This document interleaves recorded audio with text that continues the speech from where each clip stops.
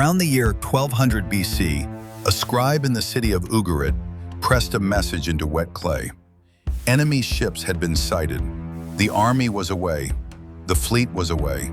The city, he wrote, was defenseless. That tablet was still in the building when the building burned down. 600 miles north, the Hittite capital of Hattusa was emptied. Not besieged for years, emptied. Within about 50 years, somewhere between 8 and 12 major powers of the Eastern Mediterranean stopped existing. Not conquered and replaced. Gone. Palaces burned, writing systems abandoned, trade routes silent. In Greece, the collapse was so total that literacy itself disappeared for roughly 400 years. This is the late Bronze Age collapse, and it is the most argued about event in ancient history. This isn't about ancient aliens, and it isn't about one dramatic villain. It's 5 real, testable theories. Pollen cores, shipwreck cargo, temple inscriptions, palace accounts. Archaeologists have fought over these for a century and still can't settle them. At least one of them is probably backwards. Let's start at number 5, iron. This is the one most people have heard, and it's the one most likely to be the wrong way round. The story goes, someone figured out iron. Iron beat bronze. The Bronze Kingdoms fell. Clean, memorable, and the timing looks perfect because the Iron Age begins right after the collapse. Here's what's wrong with it. Early iron was not better than bronze. Bloomery iron, worked without reliable control of carbon, is soft. A well-made bronze sword outperformed most early iron for generations. So why did iron take over? The leading answer, argued most influentially by Anthony Snodgrass, inverts the causality. Bronze requires tin. Tin came from a small number of distant sources.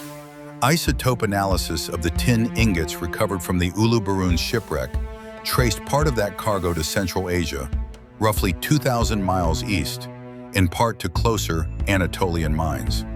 When the long-distance trade network broke, the tin stopped arriving. Iron ore, by contrast, is nearly everywhere. Bog deposits, surface outcrops, ordinary hillsides.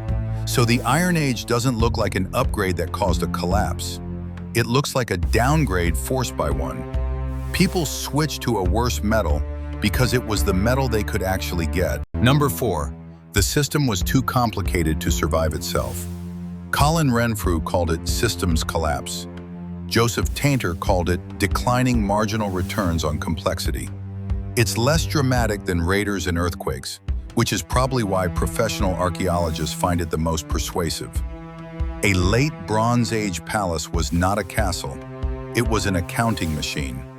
The Linear B tablets from Pylos and Knossos are not poetry or history, they are inventories, sheep counts, ration lists, bronze allocations, chariot wheel tallies. The palace absorbed the region's surplus and redistributed it, and craft production depended entirely on that flow continuing. That system is efficient, and it is brittle. Almost nobody in it is self-sufficient. The bronzesmith doesn't grow food. The farmer doesn't make his own tools. Remove the palace, and the whole web of specialists has no mechanism to feed or supply itself. This explains something the other theories don't. Why nobody rebuilt. Cities recover from being sacked all the time. What they can't recover from is losing the system that made them worth rebuilding. Number 3, the drought. For a long time, climate was the weakest evidence theory on this list. That changed when researchers stopped reading tablets and started drilling mud. In 2013, David Kanuski's team published pollen data from a sediment core taken at Larnaca Salt Lake in Cyprus. Pollen is a good proxy for vegetation, and vegetation is a good proxy for rainfall. The core shows a sharp shift away from moisture-loving species beginning around 1200 BC and persisting for roughly 3 centuries. That same year, a separate team published a core from the Sea of Galilee showing the same signal at the same time. Further work has found it in the Nile Delta and in cave mineral records. And now the texts stop being mysterious and start being unbearable. A Hittite letter describes a grain shipment as a matter of life and death. Correspondence from Ugarit negotiates emergency grain. Merneptah records sending grain to keep alive the land of Hatti. The great power of the age was shipping food to another great power to stop it starving. Number 2. The supply chain. Eric Klein's argument, laid out in his book 1177 BC, is that the late Bronze Age was globalized, and that this was the vulnerability rather than the strength. The evidence is sitting on the seabed off southern Turkey. The Uluburun wreck, which went down around 1300 BC, carried 10 tons of Cypriot copper and about a ton of tin. It also carried Canaanite resin, Egyptian ebony, Baltic amber, Mycenaean pottery, ivory, and a gold scarab bearing Nefertiti's name. One ship, at least 9 cultures in a single cargo. Nothing in that world was self-contained. Egypt needed Cypriot copper.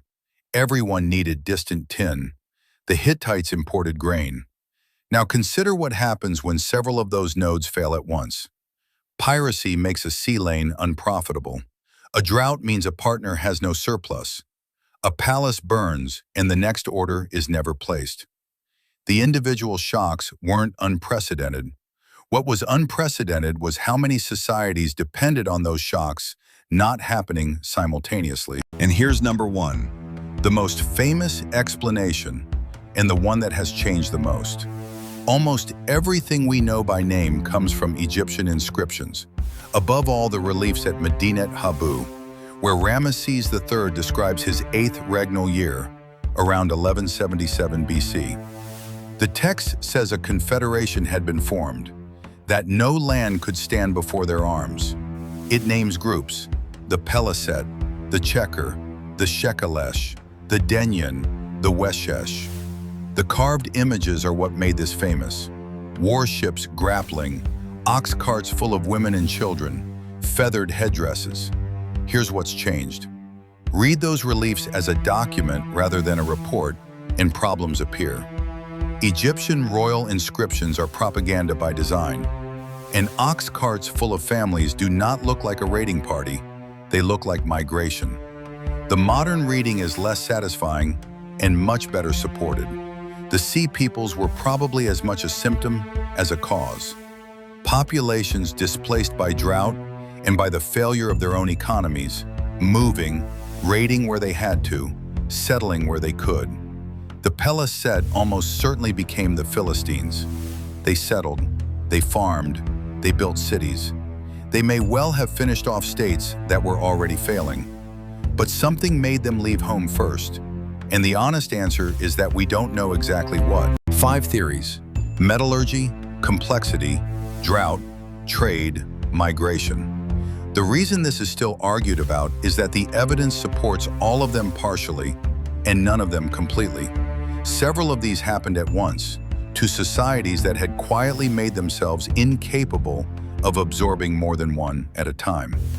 That's less satisfying than a single villain.